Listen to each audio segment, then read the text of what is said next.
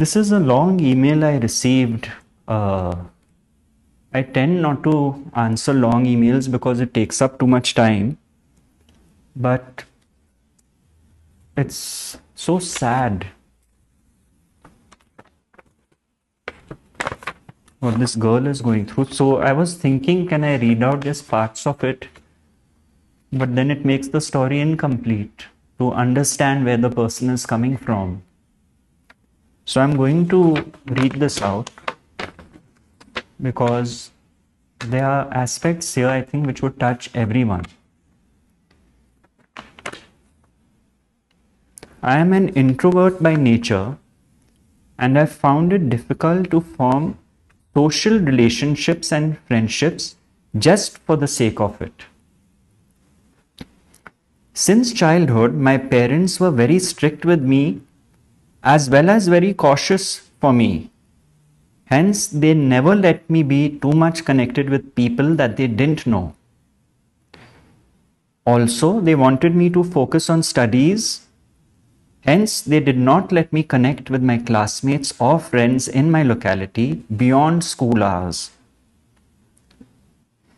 This lifestyle and upbringing made me more averse of being among people, and I loved spending time in my own company. I became rigid in my comfort zone and found difficulty in adjusting to new surroundings or people. One strong characteristic I always had because I was an introvert was I was never vocal about my discomfort or my likes and dislikes towards anyone. I had the ability to keep my opinions and discomfort within myself and act normal and carry an image of getting along with everything and everyone. I never raised my voice or my choice whenever any decision had to be made for my life or my time. I was always available to my family and the few relationships I made. Having strict parents also made it important for me to please others since childhood. I loved the feeling of them being happy with me or proud of me when I did well in school and when socially everyone praised how well-mannered and a responsible child I am. I carried this people-pleasing behavior and hiding my true self to be appreciated and approved by everyone around me until I started becoming dead emotionally. When I had to keep doing the same thing in my marriage too, I realized that I will keep doing this till I die because I wanted to be good and accepted everywhere.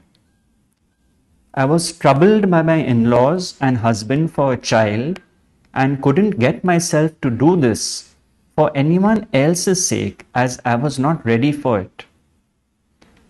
I knew my mental state. I was not myself in the marriage. I felt alone in that family. I never had any friends to talk about my difficulties, and I never had the habit of sharing any problem in my life with my parents. Hence, I was suffering in silence till the point I became dead from inside and lived every day like a robot.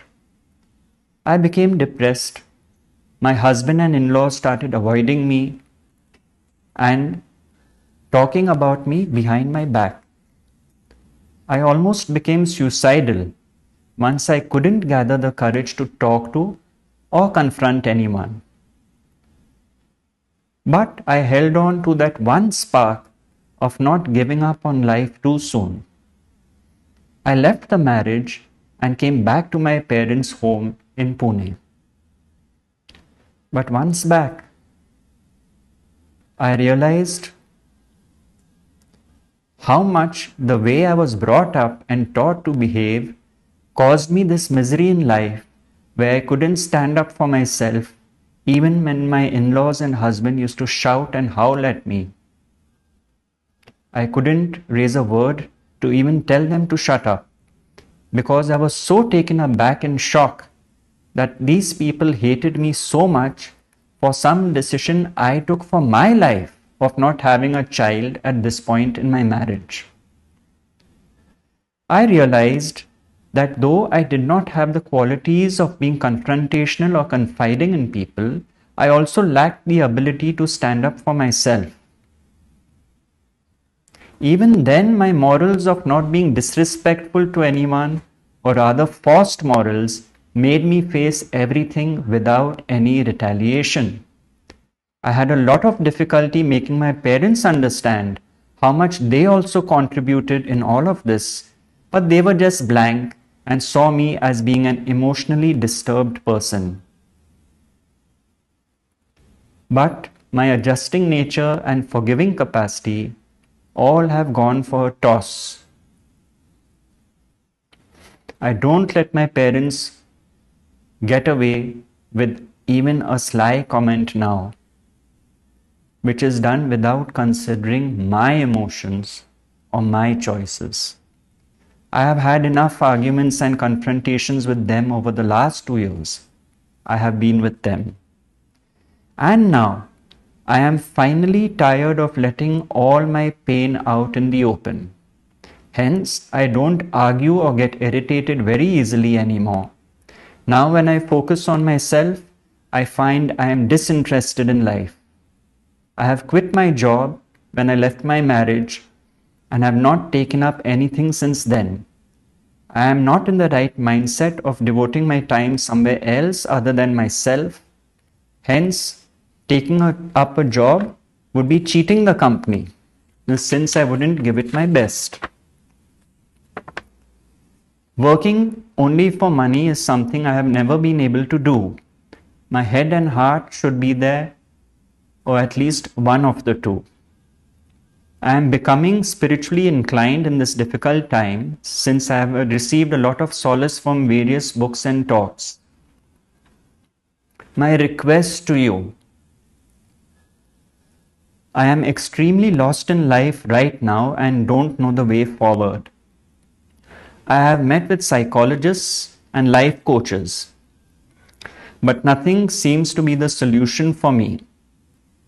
And my difficulties in adjusting with people and being around them is increasing more and more with every passing day. I hardly have my family members and one special friend I have always valued in my life, but I keep arguing and fighting with them. I keep seeing faults in them, and they only see me in bad light now as I voice my opinions and likes very bluntly every time. They think I have changed, but I know I have just come out of my fake shell, possibly in the wrong way. But I want to do this right. I feel my tolerance towards people has drastically reduced, and now I myself like being distant and unavailable for any casual relationship and talks, even with family members. I don't talk or meet with anyone outside my family, and I'm inclined more towards spirituality as I feel that brings me more peace and understanding and acceptance of myself and others.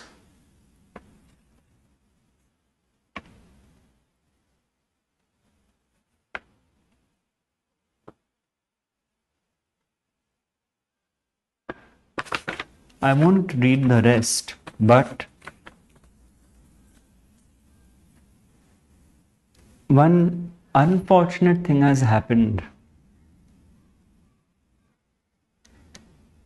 because a natural outcome of absorbing the understanding is that you start accepting people more and more. Tolerance also increases because you accept they are the way God made them.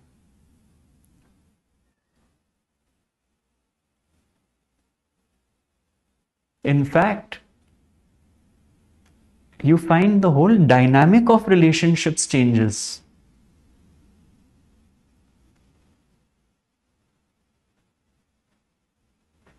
When you accept someone for who they are, especially the people you don't like, Your entire being communicates that acceptance without using words. But if you find the opposite is happening, then you are not accepting people the way God has made them.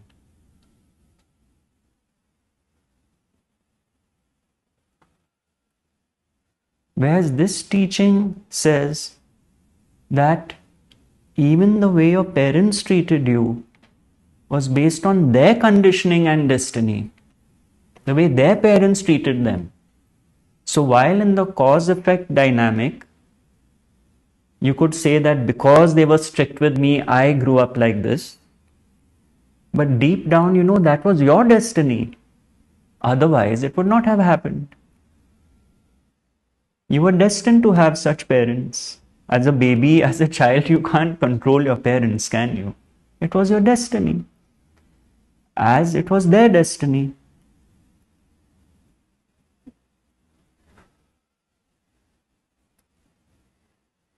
Now, one may disengage from dramas based on family relationships, past conditionings, and so on. You don't want to play that game anymore. That may happen. You may step aside and say, okay, now I really want to live a life of peace. Certain relationships in the family don't suit me. Maybe. But that will not be accompanied by this feeling of dislike for them.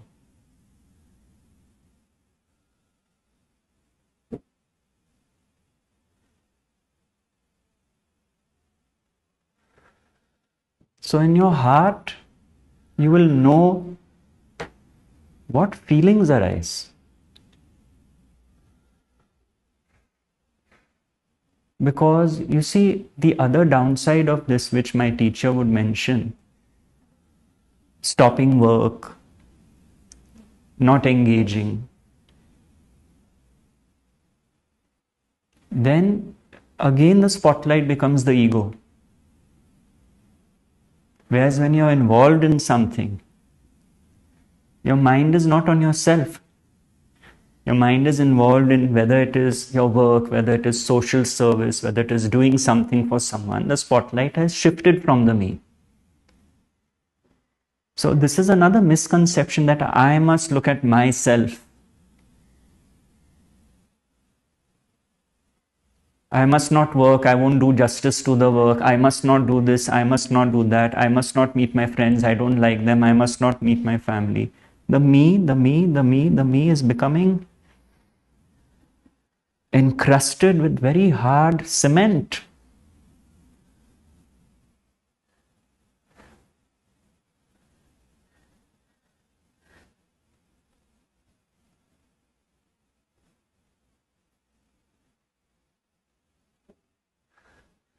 Yes, one can understand when one is on a particular spiritual journey, you don't want to be as social as you were before because you find it's a waste of time. Like my mother was just telling me yesterday how in her younger days, she got bored when she would sit with the wives of all the husbands and they were only discussing which holidays they had gone on and who wore which diamond ring. So she then excused herself and they thought something was wrong with her. Why is she being a snob? So yes, when you're on the spiritual journey, you're pretty clear that what kind of conversation engages you, what kind of movies you'd like to see, not like to see, and you draw those lines.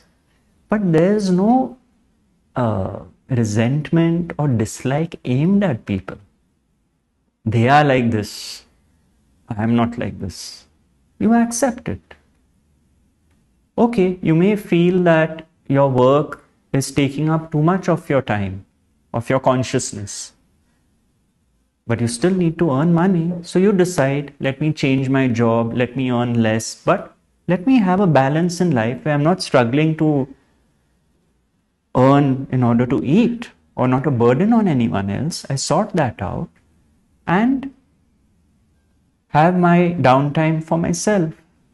So with a rational, balanced mind, you approach life. But when you resist and you escape, you are imprisoning yourself more and more. That is what happens.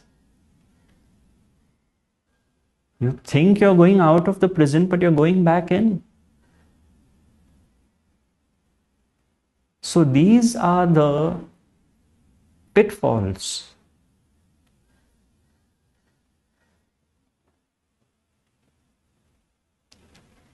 Everyone has to be careful about. How can you shut away the world? Unless you go and live in a cave and do tapasya there and be on yourself, it's fine. But if you're going to live in society with family, with friends, with in-laws, whatever it may be,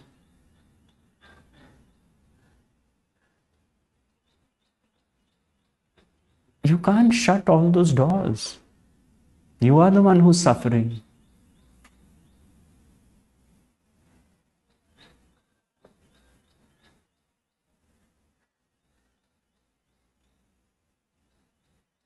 So, what I liked about this letter was there was so much humility also.